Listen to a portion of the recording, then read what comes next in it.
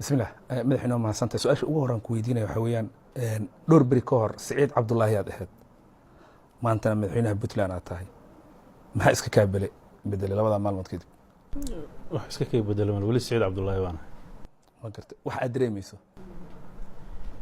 dabcan mas'uuliyad baan dareemayaa oo mas'uuliyad baa ay fuushay laakiin mas'uuliyaddu macnaheedu maaha inay aniga i bedelayso hadii ilaahay laakiin mas'uuliyaddu dareenkeedu waa igu jiraa xoog leh marka laga soo tago inaad adiga ku cusub tahay Puntland maxaa kaloo cusub oo laga filan karaa horta Puntland kuma cusbiyada Puntland waa dalkaygii waa dadkaygii waa dad aan aqaan waa dad aan qaybo kala duwan oo dadka bulshada ah ka soo dhex shaqeeyay waxa aan ugu tagi doono xafiiska marka laga reebo waxaan hadda dareemayo ugu cusub oo hadda muuqda bulshada iyo xogteeda iyo xaaladeeda oo aan dareemayo ma jirto waa meel aan si fiican u aqaano bulshada dawlad ceenkee laga filan karaa dawlad tayo leh tayo bal noo jilci maxaad ula jeedaa tayo dawladda tayo leh waxaan u jeedaa dawlad aqoon waayo aragnimo firfircoonaan dhalinyaranimo iyo daacadnimo lagu soo xulay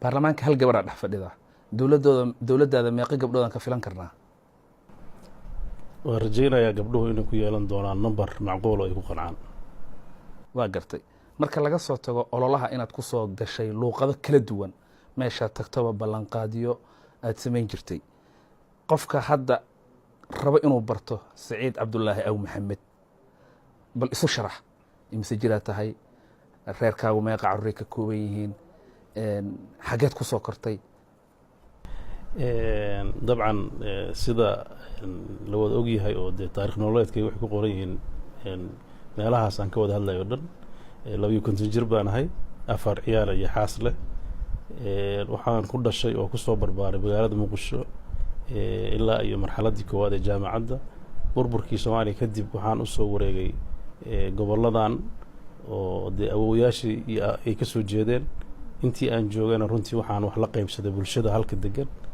wax walba ay qabeen maantana iyagaan dhex joogaa waxaan rajaynayaa inta dhammaan meel kasta oo Soomaaliya ka mid ah oo aan joogo inaan bulshada ku dhex noolaan doono ganacsada tahay dabcan hanti aad leedahaana dalkan yaala ma kala sooci doontaa hantidaada iyo hantida dawladda haddaba iskuma dhex jiraan hantideedu waa hanti caam ah oo la yaqaan oo shirkado la yaqaan ku jira dawladduna waa dawlad aan anigu u shaqaynayo ma aha meel hantideeda looga dhex shaqaynayo marka waxba iskuma khaldanaan doonaan haddana iskuma khaldanaan shaqadii ugu horreysad qabatay waxay ahayd inaad xayirto hantida dawladda maxaad ula jeeday shalay warqadaadii dabcan xafiis cusub baan la wareegay waa inaan xog helaa inta aanan wixii iga horreeyey siday yihiin maantana madaxda wasaaradda waa la kulmay waxaan u baahanahay inaan ogaado meelaha xasaaska ah dhinaca amniga iyo maaliyadda labadaba shaqooyinkii ugu horreeyay oo saaka xafiiska ay ka bilaabay ahaayeen inaan la kulmo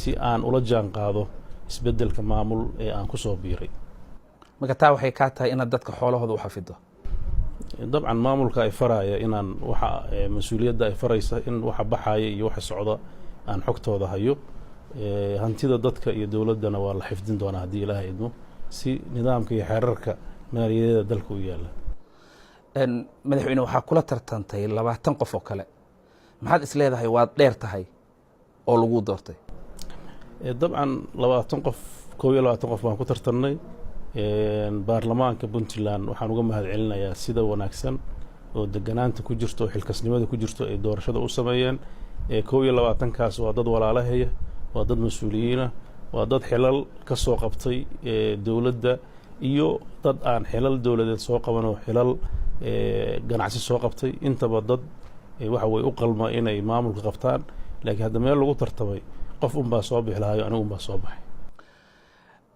dad badan waxay jeclaan lahaayeen maadaama Facebook badan laga daawan doono marka laga soo tago Saciid Cabdullaahi inuu hadda madaxweyne yahay noloshaada gaar ahaan waad noo sheegtay reer iyo carruur inaad leedahay ganacsade ahayd reer Muqdisho ahayd kadibna dee dhulkii aad ku soo noqotay maxaa hiwaayad ku ah Saciid dabcan hiwaayadeedu kubadda cagta ahaan jirtay laakiin waa cuslaad hadda ma ciyaari karo waxaa intaa ii dheer akhrinta buugaagta iyo la socodka meediyahana waxyaabaha aan u leeyahay way hadeertan inaan macluumaadka caalamka socdo aan aada ula socdo waxyaabaha kaleeto haddee soomaali waan ahayo sheekadana waa jeclahay.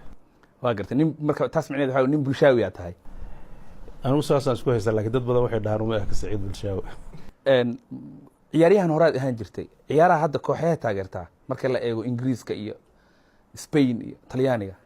kuwaas waa iga dambeeyeen waagii hore kuwa Talyaanigan aada u daawan jiroon Napoli waan ahaan jiray laakiin hadda waayadan dambe kuwan dambe lama socdo. Napoli waa kooxdii Maradona u dheeli jiray. aad waa mahadsan. Saciid, su-aal kaloo dad badan oo reer Puntland ay hadal hayaan ama Soomaalida kale baa jirta oo ah Puntland intay dhisneed 3 magaalo qaybsan jirtay xukunka. Cabdullaahi Yuusuf Gaalkacyo ka soo jeeda Allahu naxariisto, Cabdoor reer Qardhaa bedelay, Cabdiraxmaan Faroolo reer Garowe ah, adiga Qardhaa ka timid. kootadan goormaa laga baxayaa? horta ani Qardho kama imaano magaaladeeda Boosaaso wey.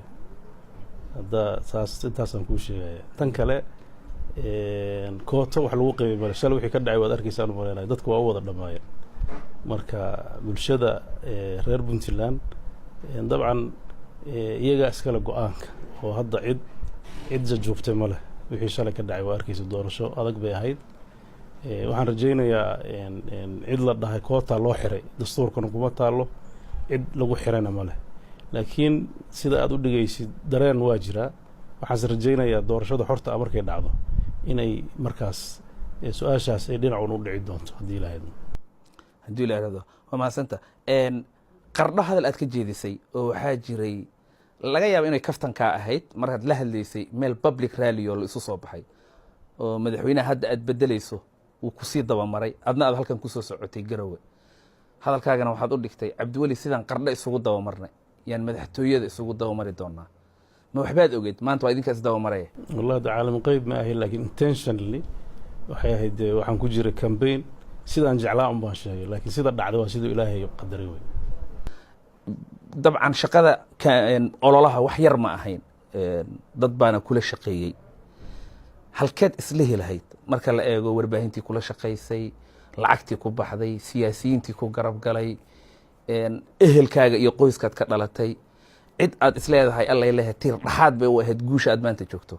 waxaan isdhihi lahaa waxay dhaxaad u ahaa dhallinyaro aada u fara badan oo tireless ah iyo dadkii meediyaha ka shaqaynayay ayaa kambeynkayga saldhig u ahaa. kuwaasaana guusha xooggeeda iskale. iskuulkii aad ka bilowday Puntland sagaashameeyadii markii burburka dhacay, dad badan waxay sheegaan raggii ka soo baxay inay maanta garabkaaga taagan yihiin. iskuulaadkii Qardho, Boosaaso, Garowe aad ka bilowday. dhalinyaradaas ma isleedahay alla ilahay way kaa xigeen dadka kale? absolutely waa ku faraxsanahay. dhalinyaradaas dabcan aqoon bay lahaayeen, dantooda inaan ka shaqaynayana tuhun bay ka qabaan. runtiina waa dadka udubdhaxaadka u ahaa kambeynkayga. waan uga mahadcelinayaa dadaalka ay sameeyeen guud ahaan gudo iyo dibadba. dhalinyaro aan kala harin oo wakti badan geliyey oo wakti dheer soo bilaabay weliba. marka guushaan waa guushooda oran karaa. ugu dambeyntii hal kelmadoo reer Puntland ay kaa qoraan oo hadduu ilaahay nafta nagu simo 5 sano kadib lagu xasuusin doono oo dhihi karto ma jirtaa oo ballan oo la guntayo? waxay iga qori doonaan inaan si daacadnimo leh oo karti leh oo hufnaan la aan ugu shaqayn doono. intaasaan u sheegay haddii ilaahay. hadday taa dhici weydo iyagaa markaas go-aankooda gaari doono. judgmentigu waa dhiman yahay hadda maaha. Saciid Cabdullaahi Aw Maxamed, aad baa u mahadsantahay. thank you.